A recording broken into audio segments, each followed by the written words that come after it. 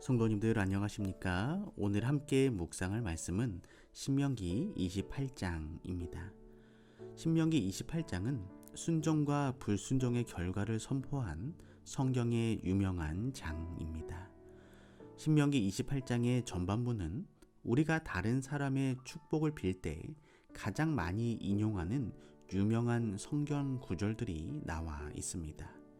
그리고 후반부는 그 반대로 하나님의 율법을 순종하지 않았을 때의 심판을 선포하고 있습니다. 신명기 28장이 우리에게 주는 기별은 분명합니다. 축복과 저주는 사람의 운명이나 타고난 팔자에 달린 것이 아니라 하나님의 말씀에 순종하느냐, 불순종하느냐에 달렸다는 것입니다. 그런데 하나님의 말씀을 신실히 따르고 순종하는 성도들에게도 불행과 고통이 있는 것을 어떻게 이해하고 설명해야 할까요? 하나님의 축복이란 항상 물질적인 번영이나 풍족함만을 의미하진 않습니다. 그러한 삶의 풍족함과 번영은 하나님을 알지 못하는 악인들도 누릴 수 있는 것입니다. 성경이 말하는 참된 축복이란 보다 영적인 것이며 죄악 세상의 일시적인 안락을 넘어 영원한 생명과 관계되어 있는 것입니다. 1절에서 14절입니다. 내가 내 하나님 여호와의 말씀을 삼가 듣고 내가 오늘날 내게 명하는 그 모든 명령을 지켜 행하면 내 하나님 여호와께서 너를 세계 모든 민족 위에 뛰어나게 하실 것이라. 우리가 신명기 28장 1절에서 14절을 읽었을 때 하나님의 말씀을 순종함으로 따르는 축복들은 자녀의 축복, 재물의 축복, 소유의 축복, 축복의 지속성의 복이 있습니다.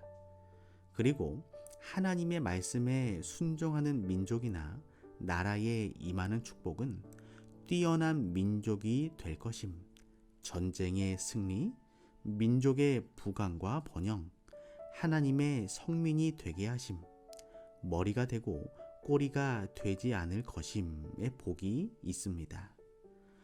하나님의 말씀을 지켜 행했을 때 개인과 가정, 그리고 민족과 나라가 복을 받을 수 있다고 성경은 약속하고 있습니다. 오늘 우리의 삶이, 우리의 가정이 하나님의 명령을 다시 한번 마음에 새기고 말씀대로 살아가게 되기를 소망합니다. 그리고 그것을 위하여 다시 새롭게 결심하게 되기를 소망합니다. 그리하여 하늘이 주는 풍성한 복을 누리는 삶을 살아가게 되기를 바랍니다. 13절과 14절입니다. 여호와께서 너로 머리가 되고 꼬리가 되지 않게 하시며 위에만 있고 아래에 있지 않게 하시리니 오직 너는 내가 오늘날 내게 명하는 내 하나님 여호와의 명령을 듣고 지켜 행하며 내가 오늘날 너희에게 명하는 그 말씀을 떠나 좌로나 우로나 치우치지 아니하고 다른 신을 따라 섬기지 아니하면 이와 같으리라. 하나님께서 그의 백성을 머리가 되고 꼬리가 되지 않게 하겠다고 약속하셨습니다. 하지만 선지자의 기록은 다음과 같습니다. 히브리인들이 그들이 맡은 일에 성실했을 것 같으면 그들은 세상에서 능력이 될 것이었다. 하나님께서는 그들의 방패가 되실 것이었고 그분은 그들을 모든 다른 민족들보다 높이실 것이었다. 그분의 빛과 진리는 그들을 통하여 드러날 것이고 그들은 그분의 정부가 각종 형태의 우상 숭배보다 우월하다는 모본으로서 그분의 현명하고 거룩한 법칙 아래 서게 될 것이었다. 그러나 그들은 하나님과 맺은 언약을 지키지 않았다. 그들은 다른 민족들의 우상 숭배의 습관을 따랐다. 좌로나 우로나 치우치지 말라는 말씀은 하나님의 말씀의 정도를 떠나서 불순종하지 말라는 말씀입니다. 신명기는 이 표현을 5번 사용하였고 여호수아는 2번 사용하였습니다. 강조한 것입니다. 우리 삶과 신앙생활에 있어서 일어나는 많은 문제는 좌로나 우로나 치우치기 때문에 일어납니다. 하나님의 말씀에서 벗어나지 않는 것이 중요합니다. 하나님의 약속은 오늘날 우리에게도 주어지는 약속입니다.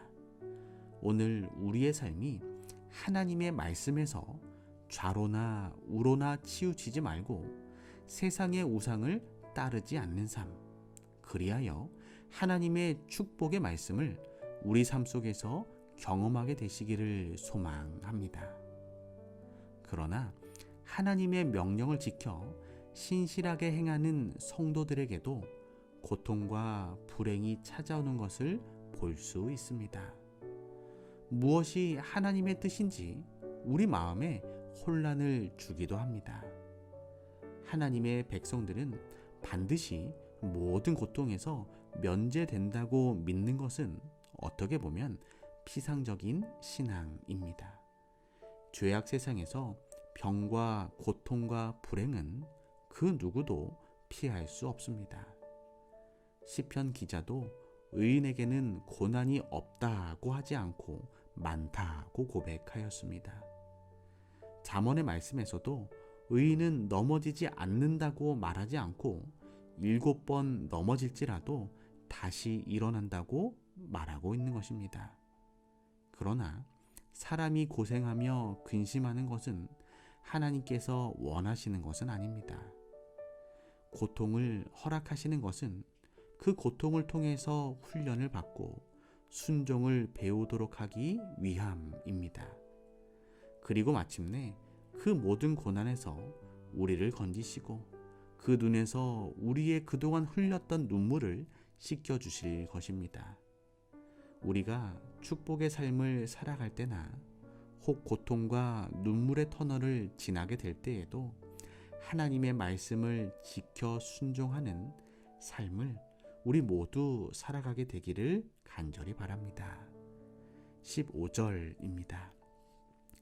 내가 만일 내 하나님 여호와의 말씀을 순종하지 아니하여 내가 오늘날 내게 명하는 그 모든 명령과 규례를 지켜 행하지 아니하면 이 모든 저주가 내게 임하고 내게 미칠 것이니.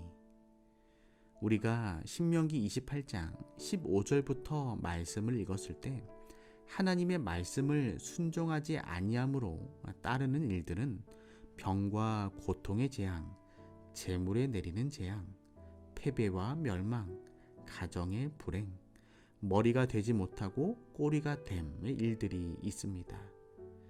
신명기 28장 후반부에 나오는 재앙과 심판은 신명기 28장 전반부에 나오는 축복과 정반대이며 더 무섭게 묘사되어 있습니다. 하나님을 떠나면 아무리 큰 축복도 저주가 되고 맙니다. 하나님 없는 번영은 오히려 저주입니다.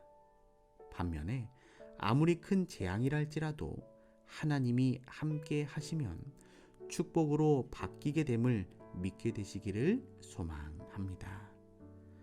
오늘은 장휘규 장로님 가정을 위하여 기도합니다.